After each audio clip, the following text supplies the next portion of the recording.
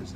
Let's talk a little bit in terms of how you've been able to create this vision in terms of bodybuilding that fans know you as. You know, we talk about presentation, we talk about creativity, we talk about posing, and we talk about mastery.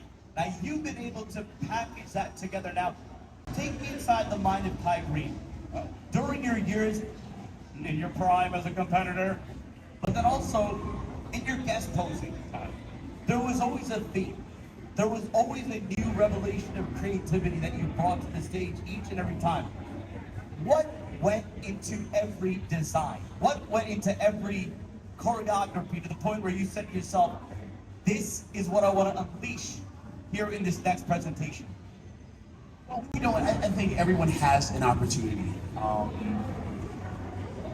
Here's something that I've learned that I think is really important. You know, there's a lot of times we say we want something. Well, I want to make $1 million, you know, or I want, you know, to drop 3 dress sizes, you know, and get ready for my wedding. I want. I've learned through the experience of my sport, in an effort to become more efficient, I guess, in the way of developing the success that means something to me. I've learned that when I say I want, technically what that means is I have to accept the responsibility of taking everything that is available to me to turn it into a resource to help me work towards attaining the things that I say that I want. So every breath that I take, every opportunity to see, you know, I have to use those things for the fruit, for the food, for the value, for the sweat equity, if need be, to go in the direction that I want most, to attain the things that I say that I want. And that's what it means when I say that I want. So when I want something, it means that whatever it takes for me to get to it, I'm not going to say that that is too much for me to bear, because that's what it means if I say that I want it, you know. So with that, I need to be willing to invest whatever resource, whatever tool, whatever opportunities are available to me. And that means that every situation that crosses my path, once I've said that I want the thing that I'm working for, then anything, good, bad, negative, indifferent, whatever those things are that cross my path, it's my job now to search them, to pick them up, flip them over, look them around, look around them, and find the silver lining that helps me get towards where I'm trying to go. If I've looked and I've searched each thing that crossed my path, right, and I don't find a way to get to the goal that I say that I want to get to, then it's my job to make one, to make the thing, the resource that I need it to be in order to get where I'm trying to go. So this is a revelation that kind of, you know, to some degree may sound crazy, but I don't think so. I think in my travels to this point, this truth has revealed itself to me that when I subscribe to it, when I humble myself before it, only then am I able to kind of do the work necessary to make anything, the good or the bad, whatever crosses my path, to become the resource that it can be to get to the desired end result. Let's talk a little bit more about you now in terms of bodybuilding, in terms of training. You still train hard and heavy. You still, again, well, the content that speaks for itself. No, again, it's the kind of thing where we talk about a bodybuilder influencer, which you very much still are. Because I think in this arena, here at the Dubai Muscle Show, or wherever you go in terms of bodybuilding, fans still recognize you as a hardcore bodybuilder. Someone who's still in the gym, getting it done. Kai Green, Mr. Getting It Done. K with the AKA.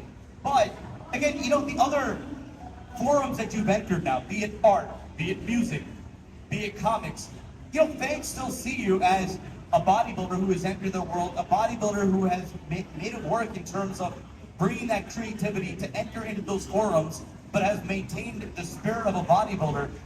You know, what is your philosophy every time you go into the gym, even now at this day?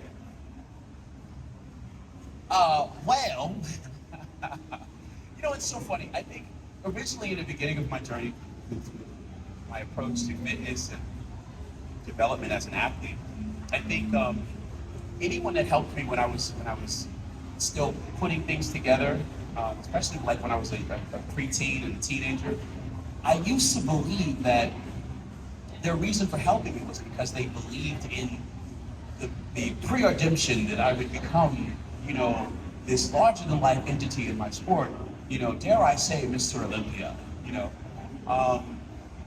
And what I learned was that technically that wasn't the case, you know. Anyone that was willing to help me and that actually played some of the roles necessary to help me formulate some of the foundation that I, you know, kind of take for granted today. I realized that technically what they understood was something that I now know is the value of the experience in the first place. And that is that technically the ability to master, you know, your steps of development, you know, the quest to master your ability to control your situation, you know, development of your, so the development of your discipline based on your ability to desire so much the things that you believe you can attain, even when you're still underdeveloped in your ability to believe. I think work in itself is a demonstration of belief, you know, and there's a certain kind of audacity that comes with hope. And that is the example. I think that, so I think earlier on, people that helped me, you know, come into understanding of, well, I want to get in shape, I want to, you know, build more muscle, I want to build a bigger pair of arms, a bigger chest. I guess through that pursuit, I discovered that, you know, being able to control your thinking, you know, is the way that you control the hand that puts the food into your mouth, you know. So evidently, like the steps towards, you know, building a bigger bicep or a bigger pair of pecs, you know, is really the steps towards discovering the importance of self-mastery. And with that, the self-development process is at the root of this experience. With that, technically, not only would I be able to become a successful athlete at some point if I so desired to, but I really do believe that those influences earlier on just thought that, hey man, if this young man is able to develop at least his discipline with that, you know, he may actually have a chance to save his own life. So, everything else about becoming a negative statistic and all those other problematic issues that we can talk about that can exist due to the absence of self-control or the development of self-control. Those things in. What's up, brother? Respect. Yeah, so there's a lot going on, and it's crazy sometimes to make sense of all these thoughts in your head, particularly when you're in a place where you have a bright light and an awesome platform and a responsibility to speak. I do try to think very deeply about what I say as I'm saying it, and if it does sound a little crazy, Not at all. Absolutely not at all. But you know, again, not to be lost in all that you've accomplished over the course of the last 15 years in all your different endeavors. 15 years, it makes you sound like an old man. It's Oh my crazy. God. You don't look old at all. And that's kind of where I was talking about with the training. You look good. You look in shape. You don't say that And in that kind any of makes way. me wonder if there is any unfinished, we'll get that later. But, you know, again, the bodybuilding fan base here in Dubai and the United States, around the world, we recognize your accomplishments as a bodybuilder. When you look back at your bodybuilding career, which may or may not be done just yet, you look at everything else that you've accomplished. Did you view bodybuilding almost as a means to the other ends that you've accomplished? Or do you always view bodybuilding sort of as its own independent goal of yours that you just had a passion for, just like you have a passion for art, for comics, and now for music? You know, I think that yeah, there was a time when I still respect the sport, and I believe that the sport and the experience has played a tremendous role in what has helped me discover some of the universal truths that I think are very, very valuable in the course of a man's life and his ability to discover what he is, in an effort to be able to prove himself, as the influential power that I think a person really needs to be, first in their own life. I think there's a lot of time that I could waste blaming situation and circumstances on others, and I believe that what made my competitive bodybuilding experience so valuable, even to this stage in my life as an adult man, with a debt owed to the experience for at least teaching me this truth.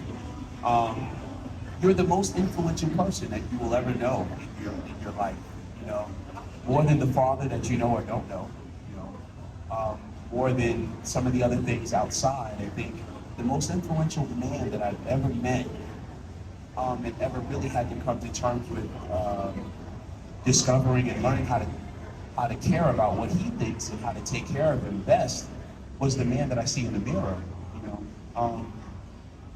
So with saying that, I'm very grateful to the experience that I call competitive bodybuilding, because I believe it was the tool necessary to be used in my own life to see how important and how valuable a resource I think you can be to yourself. I believe what you think and what you would allow your thoughts to be influenced by will go a long way in shaping not only what you see, but how you see it. And every effort to cultivate the right thinking resources, be it in yourself and the world around you, in an effort to become truly what you want. I think it's just available to you, and I always credit the sport and the experience for helping me. So here's the part where I ask the question. The question. Uh-oh.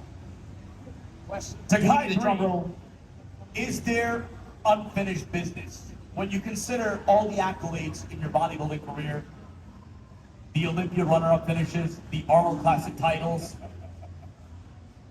you think to yourself, you haven't competed since the Arnold Classic, which you won. Is there room for another show?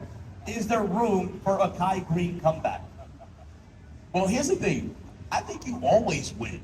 I really do believe that. There's not I think sometimes, if anybody has ever started training, you start working out, and, in the beginning, you might, with limited experience, you might measure your success by how much you can bench. If you talk to people outside, when you just start working out and you're on your journey, your fitness journey. How much you bench, bro? How much you bench? Yeah. How many push-ups can you do? How much do you lift? Do you even lift? Yeah. Well, no. I mean, when you first start. Yeah. Those are the measurement for success. Right. But here's the thing. With a little bit more time, a little bit more effort, a little bit more years invested, at some point you get to a place where you understand that your ability to assess the process of your development becomes a lot more expansive than just those very limited, narrow ways of seeing it. I once trained with this guy that was a world-class athlete. I remember I was probably like 17, 18 years old. I remember I was like at the time I was like 250, 265. It was the first time I could bench like 500 pounds. And I remember thinking, okay, I'm ready to train with this dude. He was a pro, he was decorated. He probably was not more than 5'5". He never competed at over 200 pounds. And he didn't bench on an incline anything more than like 185. It was like something that I thought was very unimpressive. However, the way he did it was everything. It was controlled. It was, his chest stood up. Even though I was like 250, 265. I was probably, like I said, like around 17. This man was a mature bodybuilder, and his muscles stood out prominently from underneath his skin. It was awesome to see, and the way he trained was very, very different. In fact, in order to appreciate the way he trained, I couldn't judge by the same standards of assessment that we would use. Well, how much do you bench? This guy didn't bench over 200 pounds. Well, how much do you weigh? This guy wasn't over 200 pounds. However, the look and appearance of all this mature development, it really spoke volumes of, hey man, there's more you have to learn in order to be able to explain what it was that I was even looking at. And I say this to say that, yeah, the idea of being able to say, when it comes to competing, hey man, well, did you walk away with the first place trophy? If you didn't, then that means that, hey man, nah, you lost. It's crazy, because technically, in this experience, I learned that in the beginning, I started in a place where I didn't even understand who I was, didn't understand what I was, and didn't understand the influential control that I had over the ability to say what I will be and who I will be in my life.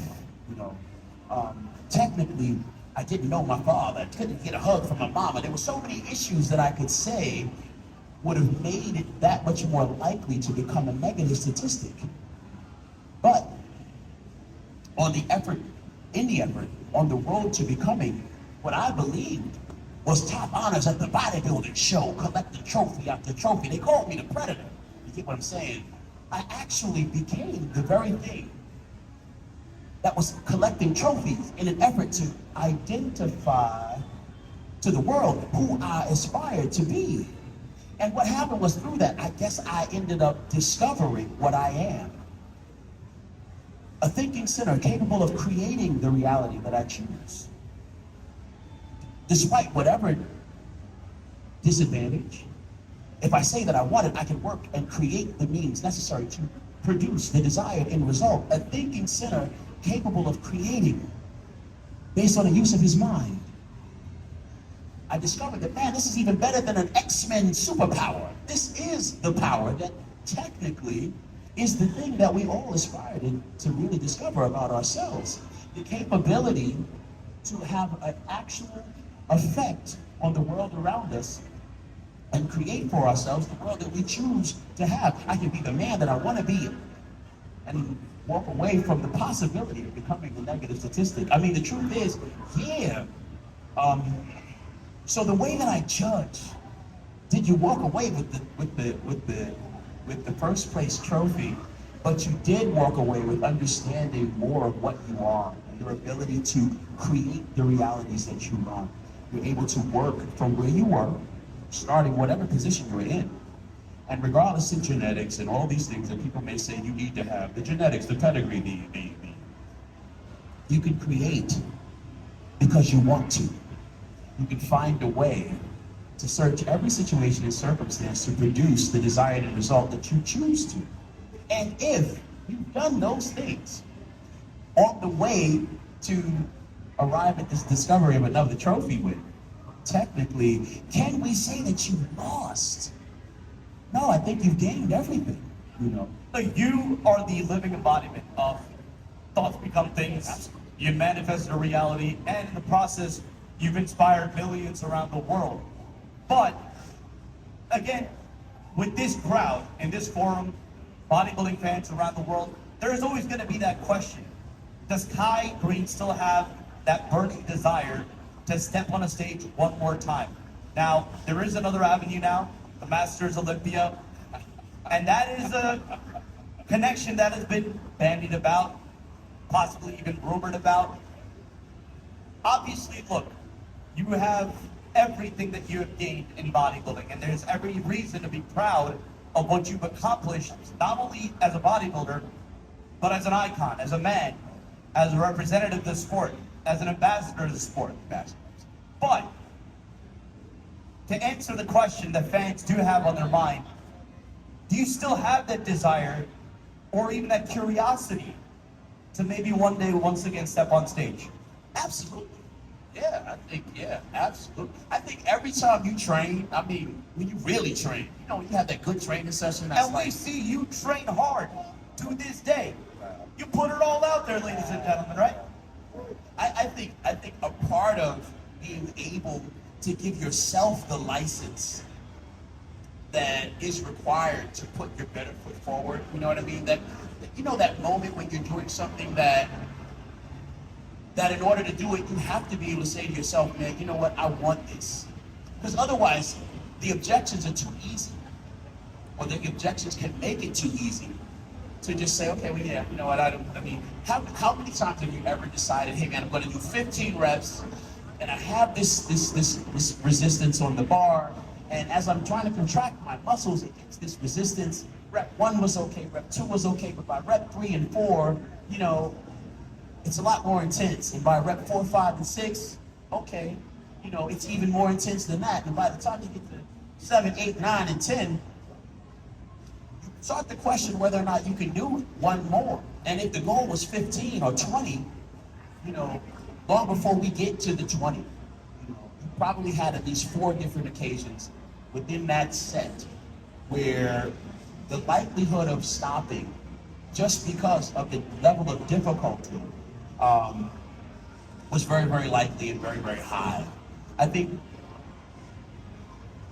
there is the requirement of being able to be clear about what is important to you and why it's important to you.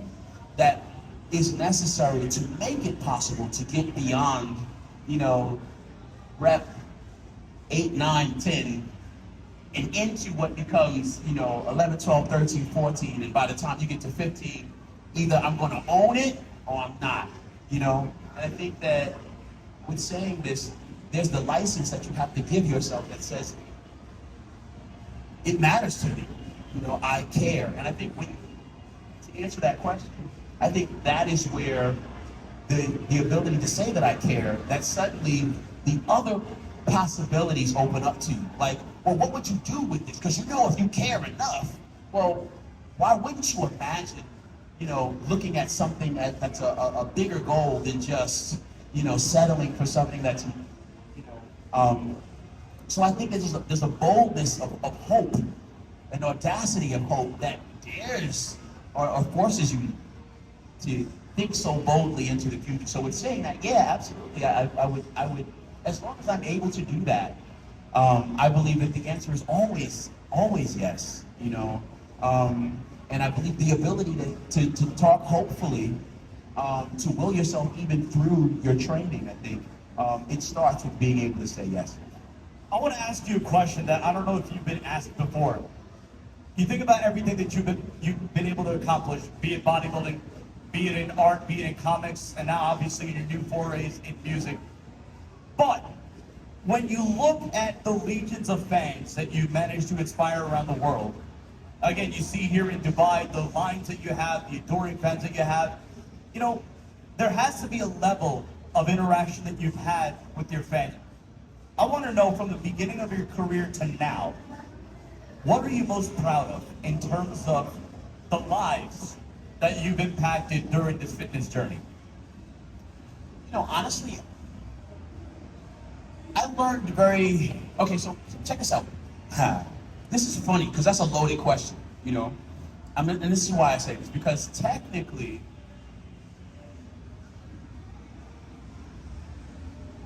you are a walking example of what you think. You know what I mean? So your success or failure, whatever it is, I believe that it belongs to the man or woman that's looking at themselves in the mirror, asking themselves, what's up? And with saying that, I have seen, or let me ask the question then. How many people out there right now has had a loved one that you saw them doing something that was really crazy, you didn't want them to do it, you saw them get hurt by doing it? Let's say they took drugs, the D word. And they're taking these drugs, and these drugs are just a terrible decision, and as a result, you see their life going down as a result of taking these drugs. So you tell them, hey man, you can't take those drugs. And you almost want to make the decision for them. I will stop you. But anytime you do anything like that, stopping them, taking the stuff out of their hand, trying to stop them from being able to have access to those things, you expose yourself to be a person that is technically wrong. And you can find things like the law and other things socially that will say, hey man, you're wrong for doing that. You should stop. I believe that I've had those experiences myself, where technically it's very, very clear that you can't use someone else's power for anything that you may think is the better good for them.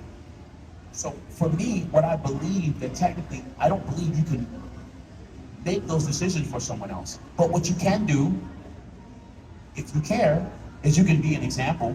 You're gonna influence. You can positively influence, but it starts with you and it ends with what you do with you. You know, going forward to take credit for what other people do, whether you love them, whether you care, whether you encourage or not. The fact of the matter is, it's for them to do with their power what they choose to. Right, but what I will say though, and again I say this to your credit, through walking meditation, let your thoughts collide. Each breath, each motion, a purpose defined. Believe in your journey, your soul.